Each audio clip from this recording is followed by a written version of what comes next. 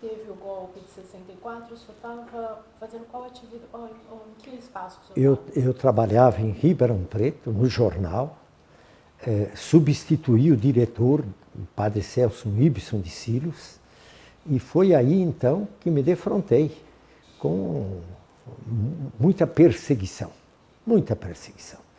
Ribeirão Preto teve uma verdadeira perseguição.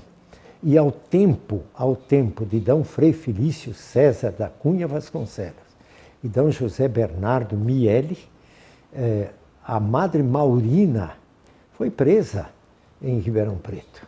E depois ela foi exilada, foi para o México. E ela era uma irmã diretora de uma creche que acolhia meninas, simplesmente, e abriu a creche para reuniões de jovens. Alguns jovens estavam também ligados à esquerda de então.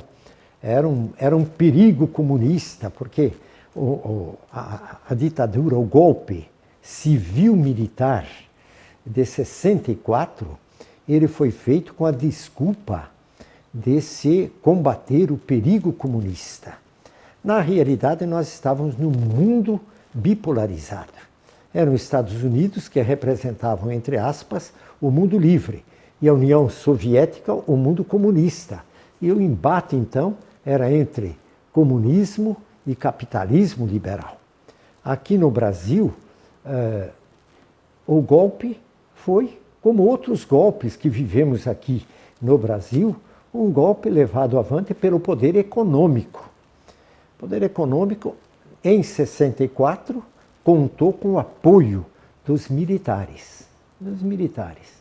E de tal forma que a Madre Maurina, ela foi presa e o D. Frei Felício César da Cunha Vasconcelos declarou publicamente, fora da comunhão da igreja, os 2 delegados de polícia de Ribeirão Preto, que nos convocavam constantemente a prestar esclarecimento de artigos que eu escrevia, muitos artigos inocentes. Quantas vezes eu tive que vir aqui no 2º Exército para prestar esclarecimentos a respeito das atitudes subversivas do Diário de Notícias, que era um jornal que não tinha nada a ver com o comunismo. É bom que se diga, mas que também não compactuava com os abusos e desmandos do poder econômico. De tal forma que foram anos árduos de ditadura militar em Ribeirão Preto. O Diário de Notícias era um jornal ligado à igreja? Era um jornal da igreja na arquidiocese. Depois ele foi fechado pela própria arquidiocese e passou para outras mãos.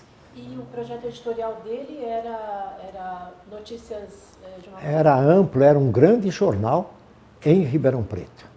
Era um jornal diário e ele estava a serviço da justiça e da igreja, daquilo que a igreja ensina.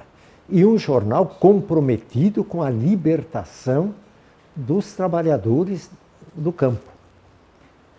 E ele sofreu censura nesse período? Assim? Algumas edições foram censuradas, alguns artigos censurados, algumas vezes nós fomos fechados, e o vexame de ter constantemente que ir à delegacia de polícia para prestar esclarecimentos. Ficou quanto tempo ainda? Ou chegou a ser fechado de vez? Não, ele não foi fechado pela ditadura militar. A Arquidiocese de Ribeirão Preto, anos depois, fechou o jornal.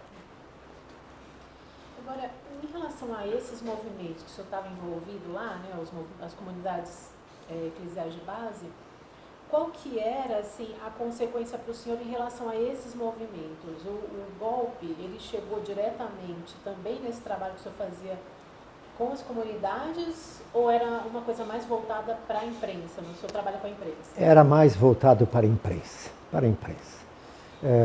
Nos meus trabalhos de periferia, a Vila Fraternidade, por exemplo, eu estava morando na Vila Carvalho, entre os pobres da Vila Carvalho, e fiquei sabendo que as 120 casas construídas no governo do Goulart, João Goulart, estavam abandonadas.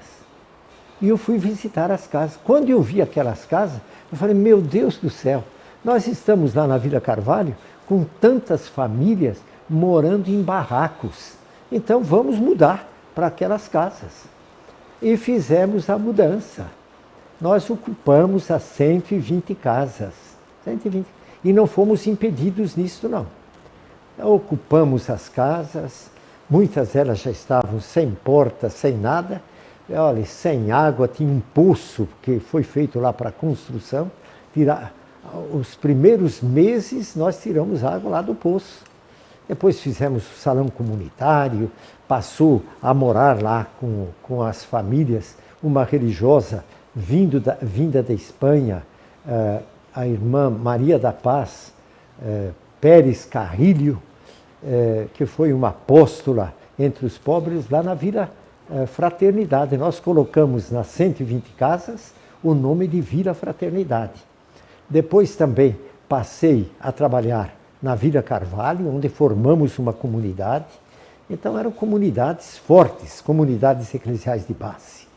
E aí, então, o senhor acha que em relação às comunidades, a repressão não conseguiu? Não, naquele tempo ela não teve poder de nos enfrentar, não. Nós continuamos o trabalho lá. Eu queria falar um pouquinho da Madre Maurina. Né? O senhor conheceu muito proximamente a Madre Maurina? Muito, era uma irmã simples, que se devotava ao acolhimento das meninas, lá na creche, com as irmãs. Não tinha nada, mas nada de partido político, de revolucionária no sentido de marxismo, nada disso. Na sua simplicidade, ela acolheu jovens para a reunião numa sala lá. E entre aqueles jovens havia alguns marcados ideologicamente por esquerda. Então ela foi acusada de acobertar também uma célula comunista. Isso tudo foi fantasia dos delegados de polícia de Ribeirão Preto. E ela então foi presa, depois houve uma troca com o embaixador, não sei de onde, com presos políticos, e ela foi incluída e ficou durante anos no México. Depois voltou para o Brasil. Me correspondi com ela durante muitos anos. Foi realmente uma vítima da ditadura militar, dos anos de chumbo. Ditadura, preciso sempre acrescentar, civil-militar. Civil-militar. O poder econômico esteve atrás do golpe militar de 64.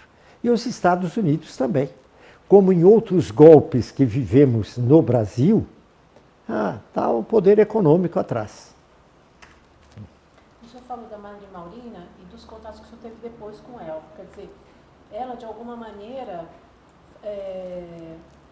esteve junto a essas redes, né, da igreja fora do Brasil, né? A igreja teve que criar esses intercâmbios, né, de uma certa forma, também por conta dos seus, né, assim, padres, freiras que estavam sendo presos também, né?